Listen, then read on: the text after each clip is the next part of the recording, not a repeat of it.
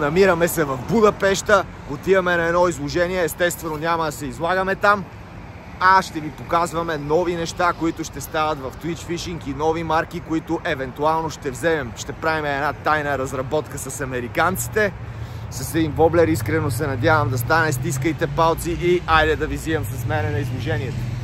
Хора, сега съм тук на щанда на Ливингстън и ще ви разкажем историята на тези примамки роботи, които толкова ви заинтригуваха и които са толкова успешни. Сега ще чуем създателя на тези примамки, какво има да ни каже. Hi, Eric! Hello. How Sorry, are you? I don't speak your language, guys, but Oh, we understand perfectly English. oh, great. Well, You hear me how I speak? Perfect, right? You do. Very sexy accent. So, tell us about Livingston, the history. I want to hear the history of the Livingston. How it's created? How it was created. So yeah, well, we started in 2012. The gentleman who invented the lure approached us to see if we were interested, and you know, immediately we were. We knew that sound was something, you know, we've used before to catch saltwater fish. Yes. And so we asked him, how did you come up with this idea, which was, you know, pretty incredible that none of these large companies that have been around for 50 years ever thought of that. Yes, you know? like Rapala and some other... Rapala and all these people just using, you know, rattles. So he was an avid fisherman, and he would go out to try to buy live bait. You talk about who is the creator and... Yeah, well, I'm telling you the story about how he created it, right? Yes. So he would try to buy live bait to go fishing. And every time he would go, the live bait was gone. So he was like, you know, I got to get there earlier. Yes. So long story short, he gets home and he gets a birthday card from Hallmark, and he opens it up and it's, you know, singing happy birthday. Yes. So then the light went off and he was like, okay, I can record the sound of the fish and I can put it inside the lure, and this is how the idea started, right? Yes. So, you know, so this is how it started. Hopefully we don't have to pay Hallmark anything, any royalties for the idea. But yeah, so that's how we started. And in 2012, we started with, let's see, like 5 body styles, you know, the original Stickmaster. This is great lure. This is great. From this one, I want to make a small model. Yeah, we talked about that, and we're ready to do it for you for sure. And then, you know, there's 6 body styles in total that we had, and as you can see now, we've got over 80 body styles, and growing. You know, now that we met you, I think we got what, 4 new lures we want to build for you. Yes, just start with one, and then we will see. So, who is this guy? This is Captain Wild Bill. Wild Bill? Wild Bill. He's a crab fisherman in the Bering Sea. Yeah. He's also on the program Deadliest Catch. Oh, Have you seen Deadliest Catch? Yes. So we spent 2 seasons. I almost didn't come back from the sea. But yeah, so they use our sound technology to attract the king crab to the trap. Yeah. You lose this king crab collar. That's correct. We use that to attract, and they also use it in the States for ice fishing. They'll lower the sound, they attract the fish, and then they throw their lure down another hole. They're, you know, pick off the fish. Once the bait fish come, then the big predator come, right? And then this is when they start fishing. Yes, but this is best with rattle. It's more good than the rattle itself, because it's the sounds make... Well, it's the natural sound of the bait fish the predator forages on, right? Yes. So he hears the sound. He hears, you know, when a fish is either feeding or in distress, it compresses its bladder and it's making a noise. Yes. Which is why originally the manufacturers of the past 40 years have been putting rattles in baits, because the #1 way fish feed is sight and sound. You know, it's really important. How the fish hear the sound? They recept through their lateral line, and they process it through the inner ear. Yeah. And this is how they also detect scent. You know, how does a fish smell? They don't have a nose, but it's all very, pretty impressive animal to be able to scent, hear, feel. Yeah. Yeah. So this is how they find their food, right? Yes. Through sight and sound.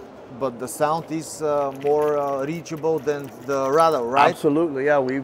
Explain this to me. We spent a couple years, you know, with university doing a study on it. The also, rattle. you make a study with university to do this work, right? Oh, sure, sure. Before we purchased and invested millions in the business, we went out and wanted to really understand the technology so that we can, you know, talk about it and explain it. And so the rattle itself in the laboratory was traveling about 12 feet. The hook, the noise of the hook that you hear hitting the bait, that travels about 3 feet. Now our sound wave is traveling 35 to 40 feet. Whoa. You know, that all depends also with conditions, you know. Yes. But so the sound now is giving you a wider area to be able to attract the fish, right? Yes. So, you know, we found a lot of really interesting things. And over the course of the years fishing it, our lure doesn't need to be in motion to catch fish. You could take this jerk bait, right? You could take this jerk bait, cast it out, flick it once. It'll have a slow sink to a suspend and leave it there. Yeah. It's doing its shot and distress sound. This is what happened to me. I've been in the water and I throw the lure and just walk, and the lure is in stable position, suspending. Right. And after that, I don't move and bam! Yes. Like on the bottom with live bait. Yes, it really is incredible. And, you know, I wish we would have invented it, but, you know, nature did, right? It's just like in the forest, you know, when you call a predator, whether you're turkey hunting, whether you're hunting for elk or for moose, you have a call. You have a call. Which is they're imitating either a male calling a female, or, you know, whatever noises they make. I'm not a hunter, so I don't know. Yes. But, you know, underwater, sound is much more prevalent. You know, sound travels about 1,500 feet per second. Yes. I don't know what that is in meters. Yeah. But you guys now can take your calculator out and figure that out. We put it in the subs. So it's pretty impressive, you know, and to know that this lure that you see, if you can see here, you know, it's got a battery, it's got a speaker, it's got a really high-tech computer chip. So this computer chip is equipped for the future with BLE to be able to give you information of the depth of the water you're running, the temperature of the water you're running. Oh, so you get information from Not the chip? yet. Not yet. In the chip, it's there. Yeah. It's ready. It's ready. It would be a $40 lure, but we have the technology already in our chip. So if somebody, you know, for trolling, and this is why we created it, because if you could find that thermal climb, and then you know exactly how deep to take your lure. Yes. So it's equipped with all of that. So if you look at all this lure has about 37 steps to process to be able to put this lure together. Whoa. You know, not just the rattle and the plastic and seal and goodbye. Yes. Right. Yeah, it's got 37 steps, and it's just the weighting, the balance, it all has to work. It's got, everything has a, how would you say, a bracket. So it's, and it's done by hand. Yes. The wiring, everything. So it's 37 steps of construction. So it's because to make it suspend or floating, everything have to be calculated. That's why you asked me about the leader, the swivel, everything. You want to know everything to make the perfect work. Correct, because if you need it with a slow float back, then I need to compensate for that, right? Yes. You know, the volume needs to be there so it can float, or have a suspend or a slow sink. So we control all of that by, you know, creating volume, whether we make it a little fatter, a little taller. Yes. So, yeah, pretty crazy. Show us how it works. You have some Sure. chip with 3 sounds or 1 sound, but show us the simple way. Tournament series is a 1-sounded lure, and what we do is we match the hatch, right? Yeah. You know, like they say, you match the hatch, meaning, okay, you're fishing for perch, you're going to use a perch color, or they're eating perch, you can use perch color or whatnot. Yes. So what we've done is, depending on the color or the species, we use that sound. Oh, so it's not that simple. You put 1 sound in every verse and you're done. No. You make the... No. Like if you look here, the frog has frog. The frog has frog, and The what's bullfrog. imitates bullfrog. Bullfrog sound. Yeah. Herring has herring. Goby is goby. Cisco. Rainbow smelt, right? Shad. All these different. You talk about the bullfrog. My son wants a bullfrog. Do you know how money it cost in Bulgaria to buy a bullfrog? $70 for 1 bullfrog, such small. He can come to my backyard and I give it to him for free. Maybe you send me a pack of bullfrogs to make another business. We sell them the shop. You know, you bring a female and a male, you breed them in your tank. Yeah. That's funny. But That's funny. It's very expensive because they are exotic in our country. Yeah. That's awesome. So, you know, another really interesting thing, and a lot of people have this question, is how long does the battery last, right? Yes, because what happened when the battery... Exactly. Once people say, well, what happens when the battery dies? So basically, this battery in the lure, again, it's a smart chip. When it's not in the water, it takes it into a deep sleep. Yes. Because even though the battery is in and it's not on, yes, it's still draining. Yeah. You know, batteries have like a 10-year lifespan. Yeah. On the shelf. Yes. Right? So obviously you don't want a lure sitting around for 10 years or a battery. Yeah. But so it takes the chip in here, will take it into a deep sleep. You get 400 hours of in-water use. Whoa. So if you do your calculation of how long you use this lure, you will 4 or 5 years. Or you will, yeah. But in the first year you will put it on the tree or on the rock or something. Yeah, exactly. So for us at the beginning was I was worried, concerned because of that. And, you know, 10, 12 years later, we look back and it's like maybe 1% or 2% of the people, because we guarantee it too. If they come to your shop and they buy this lure and they buy it and 2 weeks later it doesn't make sound, we give you a new lure. Yeah. We guarantee it for 2 years that the sound works. Yes. Now, if you keep it in your oven or you keep it near something that's draining the battery, then we don't. Yeah. Now, we'll never find that out, but, you know, it's funny how we'll know, like in the United States, you'll have the same guy call, oh, yeah, it's not working. After 4 times, we cancel him. Yes. So basically the battery, I don't think it's going to be an issue for you guys. And if you want to hear the sound outside of the lure, what you do is between the 2 contact points, the front hook and the back hook, this is positive and negative. Yes. And the water, when it hits the water, it acts as a conductor, like the light switch. Yes. So you would touch here. Your fingers need to be wet. Yeah. So it makes, you know, and then you can put it to your ear and you can hear the sound. Right? Yes. And so once it hits the water, it's on. Yeah. And it's on an 8-second cycle. Just like the fish goes, yeah. And it stops. It doesn't sit there and go, So it does it for a brief moment when it compresses its gill, and that's what we mimic, right? So it'll be on for 4 seconds, and then it shuts off for 5 seconds. Yes. Then it's like a loop. So it's 4 seconds on, 5 seconds off, 4 seconds on, 5 seconds off. And some, depending on the bait, some have a little bit shorter or a little bit longer pause to be able to conserve battery. And but so this is how pretty much the battery situation. So you want to keep the battery in a, you know, not too cold and not too hot environment.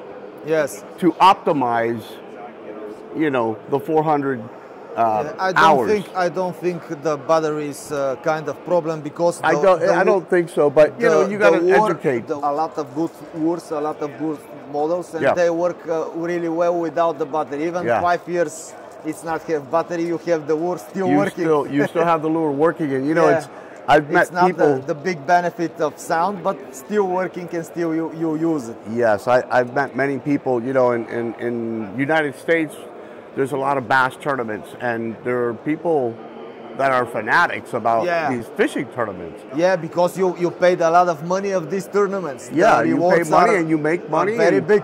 And so I've run into many people who have seen me at shows, and they'll bring the lure, and the lure has no paint. It's destroyed. Yes. But they say I keep this in my mantle because this lure made me $100,000. You know, in my. So it's cool to see. Yeah. And you know, some of these guys, like we have pro staff: Randy Howe, Jacob Porosnik, Scott Canterbury, Anthony Gagliardi. You know, we have some of the best anglers in the world. Yes. And Also, Jeremy Waite, you told me catch with your lures. yeah, we met him in Florida, and Yeah. we went fishing in the Everglades. We took him. A friend of mine took him on his boat. And he was pretty impressed. You know, we were again, but peacock bass Yeah. in Florida. To be honest, you could put a cigarette butt Yes.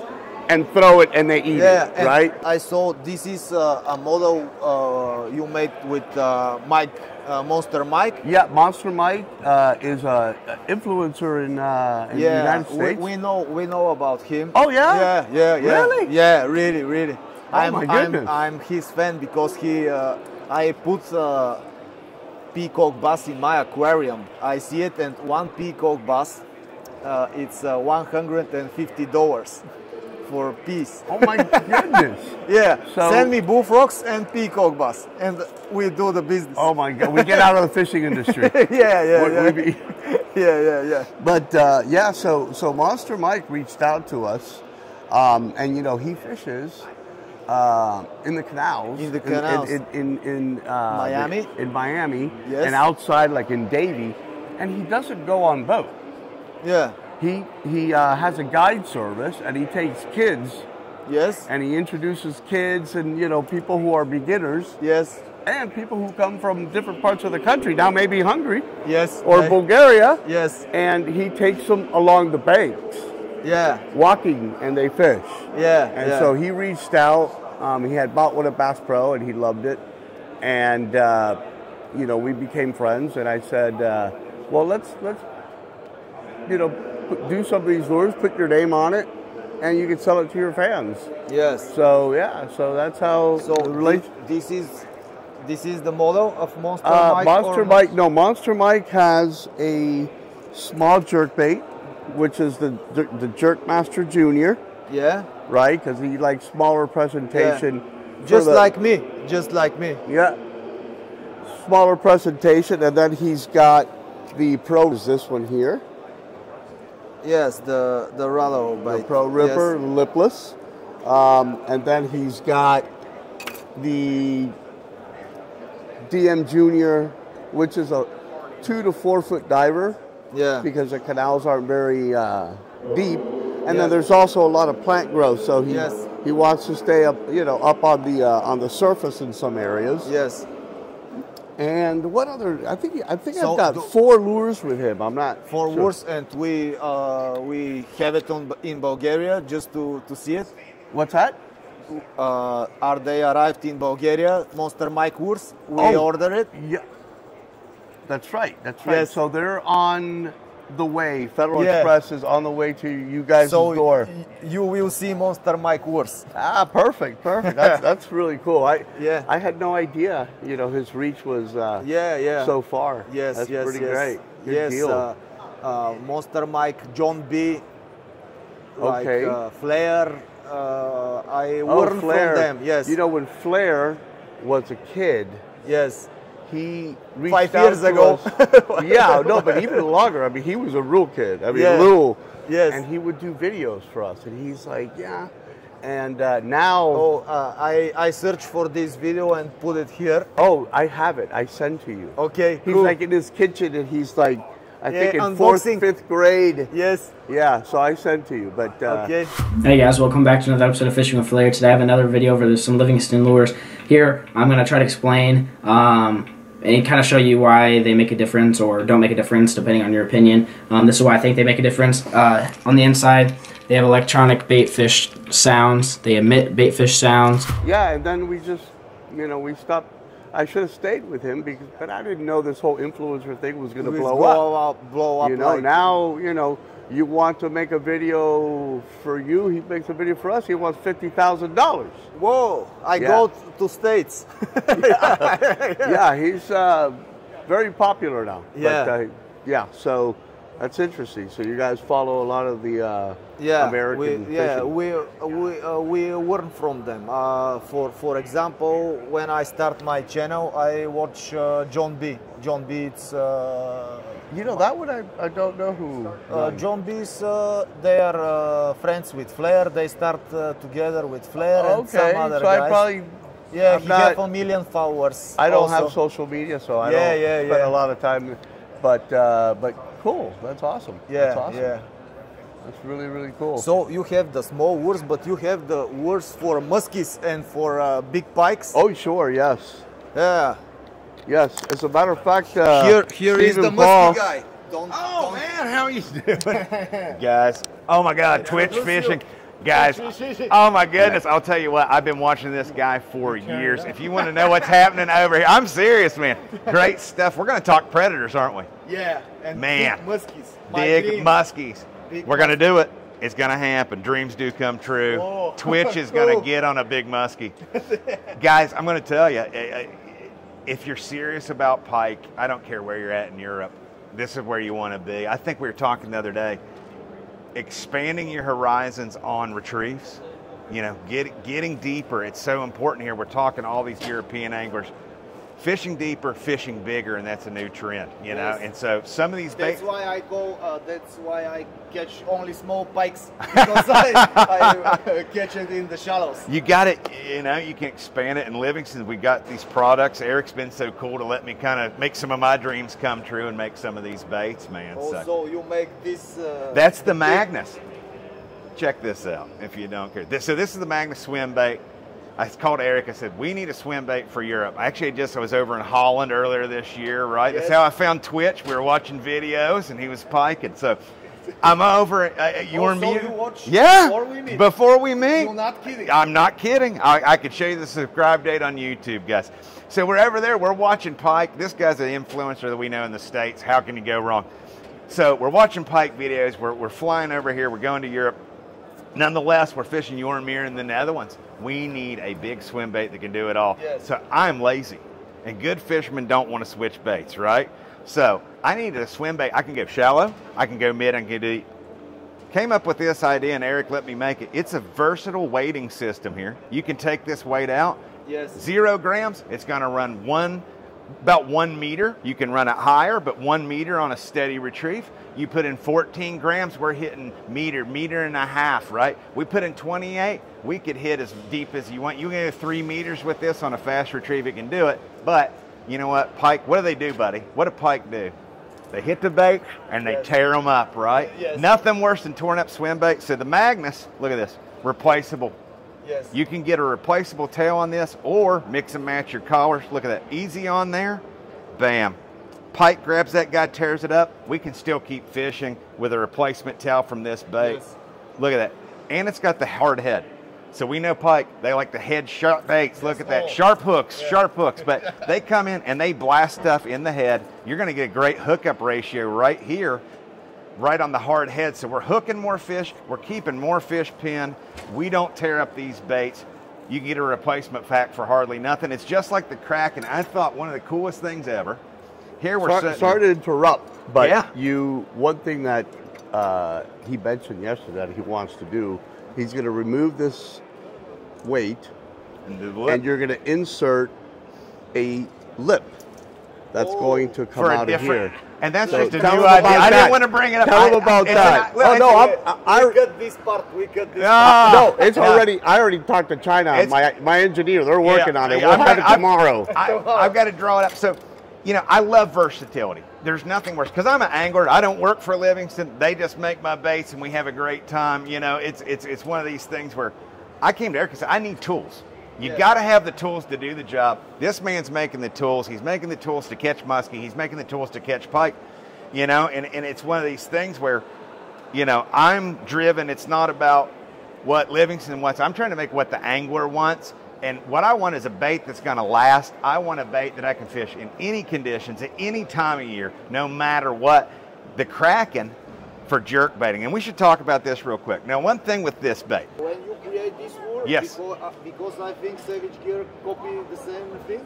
That's my friend Danny Herbeck. Yeah. So Danny Herbeck, I can show you me and Danny. I did a video with Danny. We're really good friends. Yes. Savage Gear and Mads.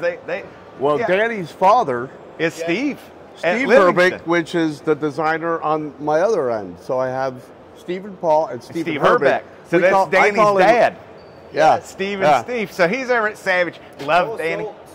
My good friend at Savage. And Matt Gorsel. Matt, yeah. But the guy that did the Savage Gear burbot tube, his dad's with Livingston, so we're all good friends. He put a little spinny thing on the back, but his is not a hard head; it's all plastic. So again, here, I want to show you a picture of this. Is Danny Herbeck's father. Yeah, that's Danny Herbeck's father.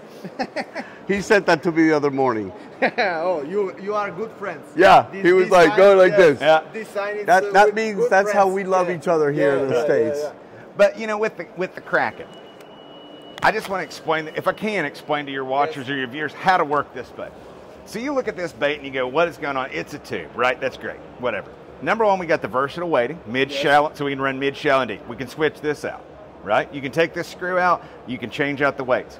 Now, the way this bait should run in the water for you is we want to lightly tap up on this bait to cause it to hop up, right?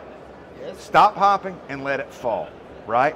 Let this bait fall. Muskies and pike, and especially pike, hit on the fall, doing nothing. So what I'll show you is this. Pretend I got a rod in my hand, it'd be convenient. We're gonna do it in an upward motion, slowly.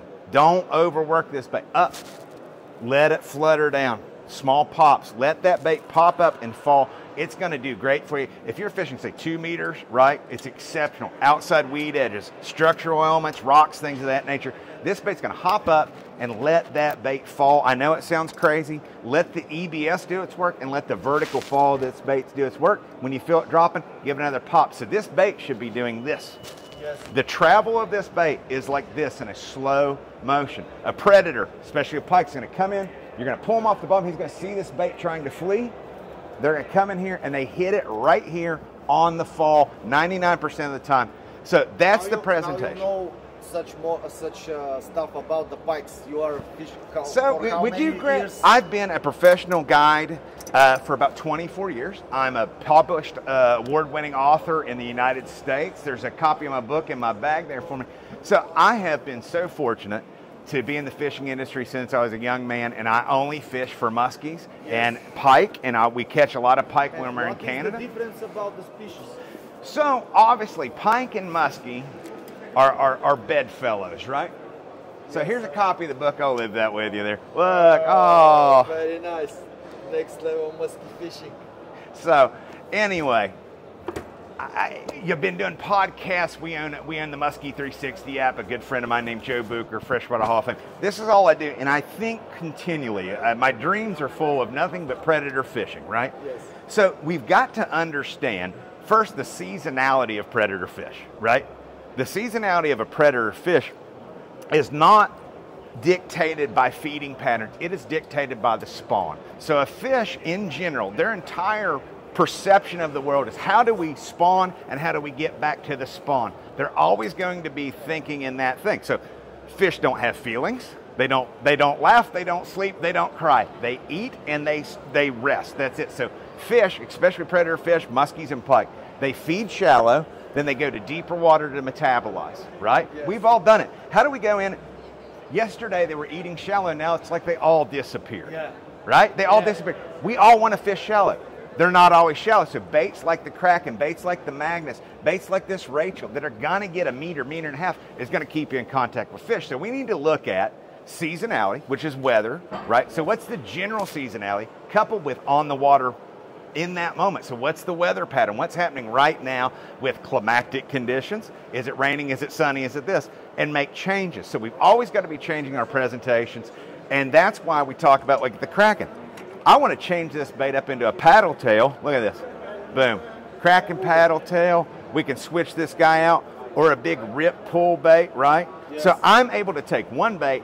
I can get 3 baits, 4 baits out of this in multiple different running depths. So it is not a bait that you throw out and you don't think about. This is designed for serious anglers. And this size catch 2 kilo pikes. Oh, they don't catch a pike that big. Yes, yes. My God, here's my thing. I love Europe. I love fishing over here. What I have done when I've traveled to Europe and fished here, I'm applying what we would call North American muskie and pike tactics to traditional European waters. The biggest one we've been fortunate enough is 131 centimeters. We've got plenty of other, by fishing bigger presentations. So we got a saying in the United States, and big deeper. Baits, big fish. Yes. If you want to catch big fish, you better be fishing big baits. It's starting to happen in Europe. We'd figured it out years ago. And understand, you asked about the difference in the fish. Yes. I feel like the pike here are more aggressive than North American fish, right?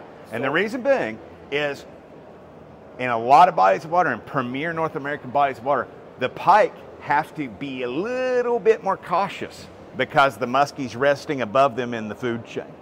Here, the pike can be full tilt. So I don't think that you should be shied away from anything that's bigger than there's not too big, right? So 20 centimeters, you know, we can go 25, 28. We can get serious. You're gonna catch pike year round. Don't be afraid to go big. You can stick with a lot of stuff from the tournament series, but big pike, big baits, Livingston's got them, man. It's gonna put them in your net every time. Ah, cool. Thank you, buddy. Thank you. So tell the people what's your site and what's your podcast. So a good friend of mine, Joe Booker, he and I own an app. So you can get it on your iPhone or your iPhone or Android. It's Muskie 360. But what we do on this app is we cover everything, the seasonality of muskie fishing. We're doing podcasts, we're doing videos. There it is, Muskie 360. Here, I'll get that load screen up here again for you real quick on the thing. Oh, look at that. So we got podcasts, we've got videos, instructional stuff here from how to net up, and it applies. So they are it's a very similar fish. What it's about the muskie? There's a lot of it you can apply. So I'm very fortunate with the podcast. We actually have a lot of European listeners. So I actually, last time I was in Holland, I met up with a couple of guys that listen to the show. You can take the aspects of muskie fishing and pike fishing and use them across the board. Now, are there differences? Absolutely. But that's no different than me going to one lake in Canada and then trailering and going to the next lake. We always have to accommodate for where we're at, what exact species we're fishing for. But predator fishing is predator fishing. The bigger, the better. It's going to be a bigger muskie or a bigger pike in your net. I promise you that, my friend. Twitch fishing, this is huge for me.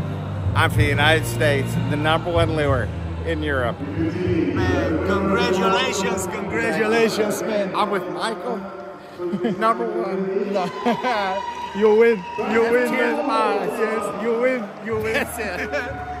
Yes, you win, man. You deserve this. You deserve this, man. You deserve this. You deserve this. Oh, the Italian ladies also. He's crying. He's crying. Човека се разрева наистина. Сега ще си направя една снимка с него. Наистина се разрева. Това е невероятно преживяване. Yes, man.